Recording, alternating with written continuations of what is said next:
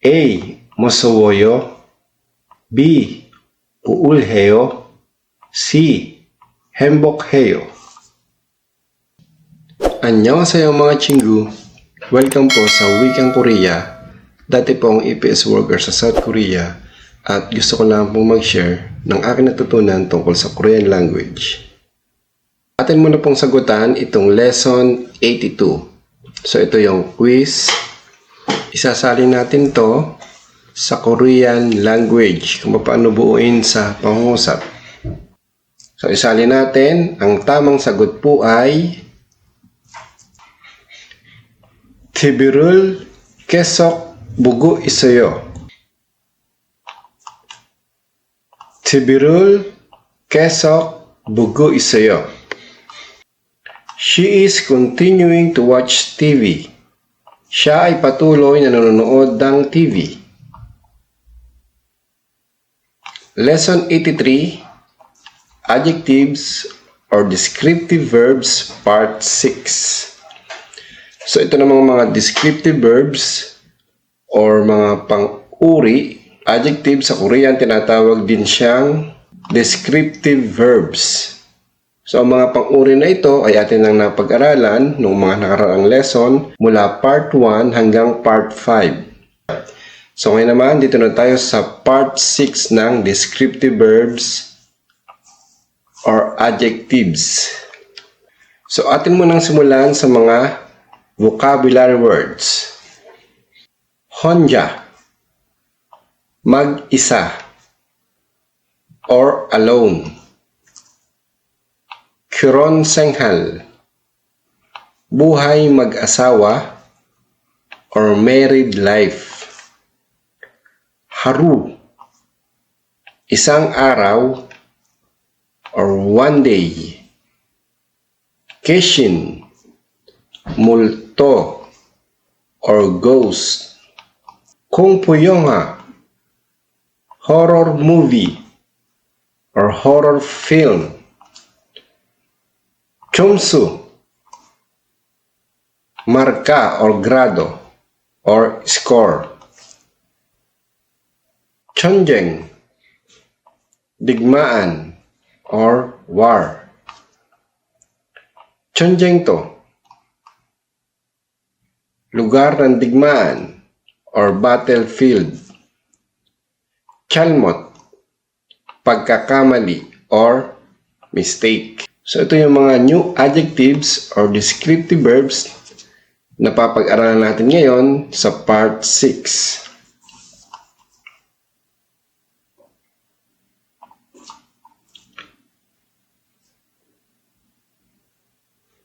외롭다, malungkot sa pagiging mag-isa or to be lonely. 행복하다, masaya or maligaya. To be happy. Uulhada, depressed or malungkot. To be depressed. Musukta, nakakatakot or to be scary.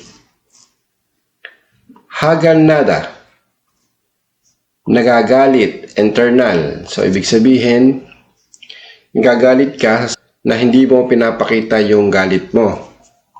Tinatago mo yung galit mo. To get angry. Harulneda, nagpapakita ng galit, external. So, dito naman sa harulneda, pinapakita mo na galit ka. To express anger. So, mga halimbawa ng pangungusap. Ito yung unang adjective. 외롭다, to be lonely. So, gagamitin natin ito sa pangungusap. 혼자 있어서 외로워요. 혼자 있어서 외로워요. Mag-isa ako kaya ako'y nalulungkot. I'm alone so I feel lonely. So isali natin isa-isa ang mga Korean word na ito. 혼자, mag-isa or alone. Then 있었어, kaya ako'y or kaya ako or so I. So itong so meaning is kaya or so. Then ito namang iso ay galing sa salitang itta, to be, exist, or to have, pagkakaroon, or nandoon. So ibig sabihin, nandoon ikaw or ako ay sa pangungusap na ito, sarili mo ang tinutukoy, ako, kaya naging isoso, kaya ako, or kaya nandoon ako. So parang ganun ang ibig sabihin ng isoso. So, 혼자 있어서, mag-isa ako, kaya ako'y, I'm alone, so I, 외로워요, nalulungkot or lonely. 혼자 있어서 외로워요. So, sarili mo ang tinutukoy sa pangungusap. Mag-isa ako, kaya ako'y nalulungkot. I'm alone, so I feel lonely. So, bakit naging 외로워요? Galing ito sa salitang 외롭다, to be lonely. So, i-conjugate natin kung bakit naging 외로워요. So, 외롭다, tinanggal ang da. Tanggalin natin itong da. Then, tatanggalin din natin itong piyuk. So, naging wiro. Plus u. So, naging wiro u. Then, add oyo. Oyo. Kaya naging 외로워요. 외로워요. So, ito namang pagkakonjugate ng mga irregular verb ay atin ang napag-aralan noong mga nakaraang lesson. I-click nyo lang po ang link na makikita nyo po sa bandang taas. Click nyo po yan at para mapag-aralan ang pagkakonjugate ng mga irregular verb. So, 혼자 있어서 외로워요. Mag-isa ako, kaya ako'y nalulungkot. I'm alone, so I feel lonely.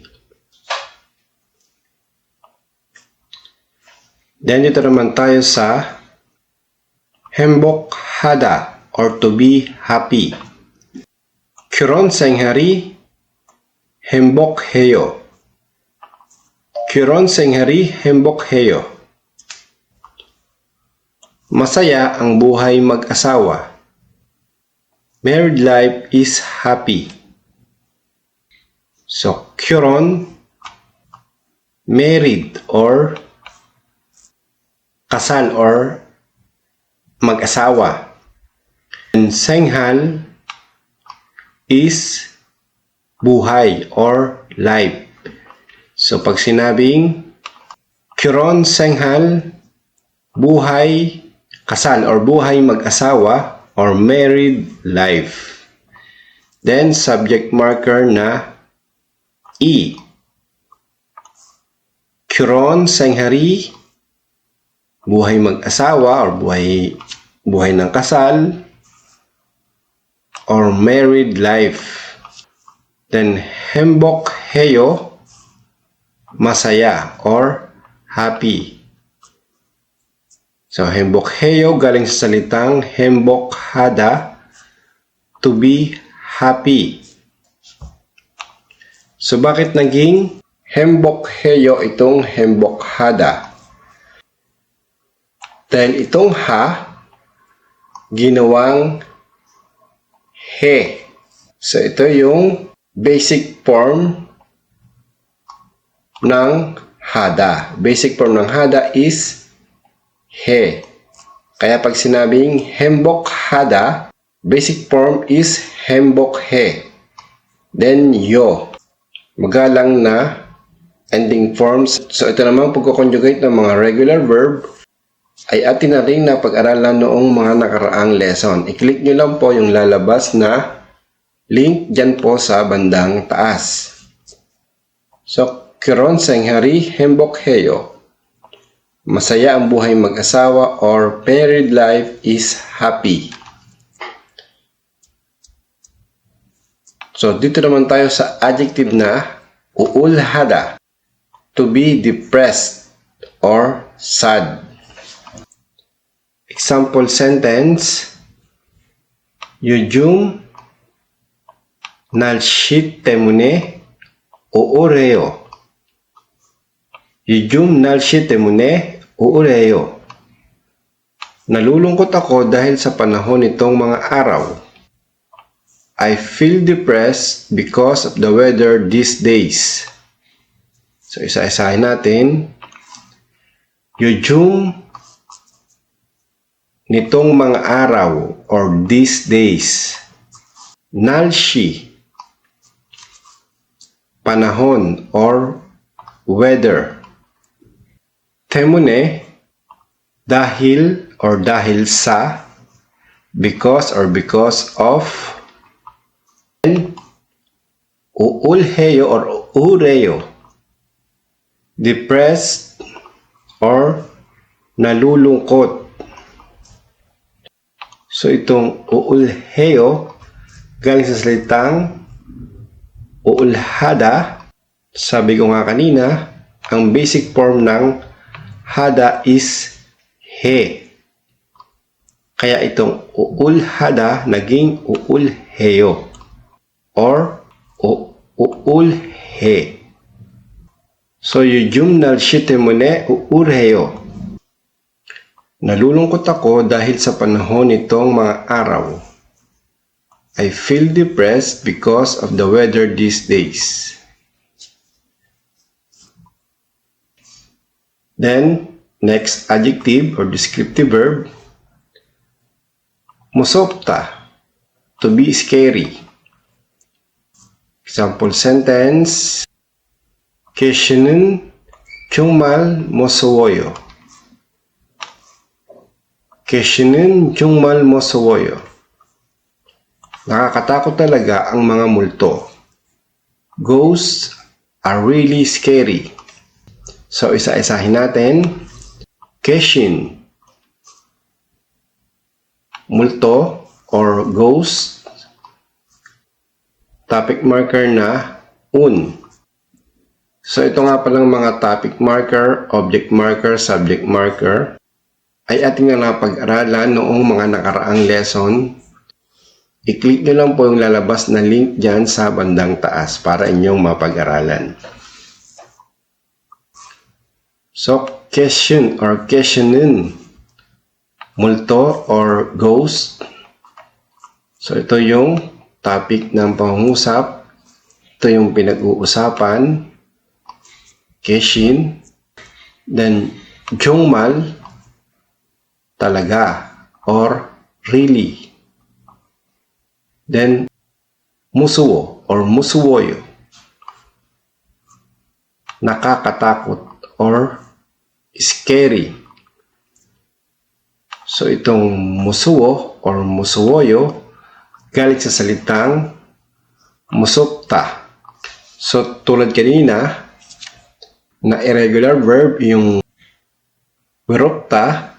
So, paras din yun ng musopta. Kung bakit naging musuwoyo. So, pares lang irregular verb. So, musopta, remove biyok. Tatanggalin natin itong biyok. Tatanggalin natin din siyempre itong da. Hindi na yan kasali. Da. So, naging muso. Add o. So, naging muso o. Then, oyo. Kaya naging musuwoyo. Musuwoyo. Nakakatakot or scary. Kishinin 정말 musuwoyo. Nakakatakot talaga ang mga multo. Ghosts are really scary. Then next, adjective or descriptive verb. Haga nada. To get angry. Internal emotion. Yung ikaw lang ang sinasarili mo lang yung galit mo. Hindi mo pinapakita. So ito yung halimbawa ng pangungusap. Chumsuga najaso haga nasoyo. Chumsuga najaso haga nasoyo. Nainis ako dahil mababa ang grado ko. I get angry because my score was low. So isa-isahin natin. Chumsu, grado or score. Then subject marker na ga. So pag sinabing chumsu or chumsuga, grado or score. So ito yung chumsu ang subject ng pangungusap. Then najaso, dahil mababa or because low. So sabi ko nga kanina, meaning nitong so is so or because or dahil. Then itong nadya, galing sa salitang natta, to be low.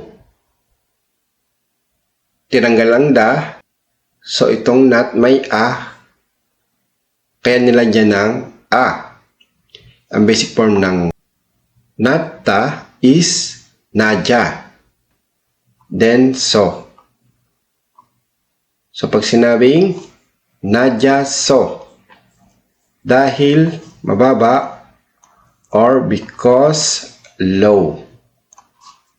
Then haga nasoyo. Ito ay past tense dahil mayroong sangsiyut. Then o. Past tense or nakaraan. Nainis or got angry. Nagalit na sa sarili mo lang. Hindi mo pinapakita. So bakit naging haga nasoyo? Itong haganada. So itong haganada, tinanggal lang da. Ang basic form ng haganada is hagana. Then nilagyan ng sangsiyut, ito, then o, kaya naging past tense. Haganada ay naging haganasoyo, past tense or nakaraan. So, chumsuga najaso haganasoyo. Nainis ako dahil mababa ang grado ko. I got angry because my score was low. Then last adjective, adjective 6. Harul neda, to express anger or outward emotion. So pinapakita mo naman dito yung galit mo. Example sentence. 그는 친구에게 화를 냈어요. 그는 친구에게 화를 냈어요. Nagpakita siya ng galit sa kanyang kaibigan. He showed anger to his friend. So, 그는, so, 그, or 그는, siya, or he. So, siya ang topic ng pangungusap. May topic marker na nun. Konun, siya or he. Then, 친구에게, sa kanyang kaibigan. Or to his friend. So, 친구, kaibigan, or friend. Then itong ege, ito ay particle sa Korean na ibig sabihin ay to someone or sa isang tao. Kaya pag sinabing 친구에게 sa kanyang kaibigan or to his friend, then harul nesoyo o past tense ulit, nagpakita ng galit, showed anger. So itong harul neda, ang basic form niya is harul ne. Tatanggalin ang da. Then itong harul ne, nilagyan ng sangsiyot din o kaya naging past tense. Harul nesoyo, nagpakita ng galit or showed anger. Konun 친구에게 harul nesoyo, nagpakita siya ng galit sa kanyang kaibigan. He showed anger to his friend. So, quiz naman tayo. Fill in the blank with choices.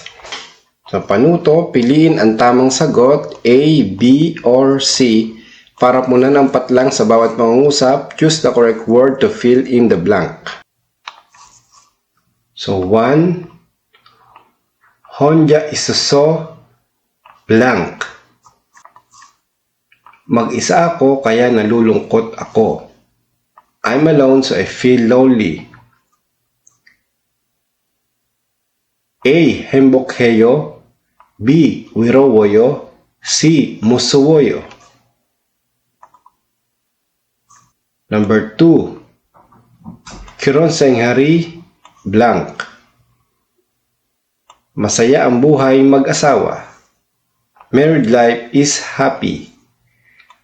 A. 무서워요. B. 우울해요. C. 행복해요. Number 3. 요즘 날씨 때문에 blank. Nalulungkot ako nitong mga araw. I feel depressed these days. A. 우울해요. B. 외로워요. C. harul nesoyo. Number 4. 공포영화는 정말 blank. Talagang nakakatakot ang horror movies. Horror movies are really scary. A. 행복해요. B. 무서워요. C. 낮아요. Number 5. 춤수가 낮아서 blank. Naiinis ako dahil mababa ang grado ko. I get angry because my score was low. A. 하가 나서요. B. 외로워요. C. 화를 내요.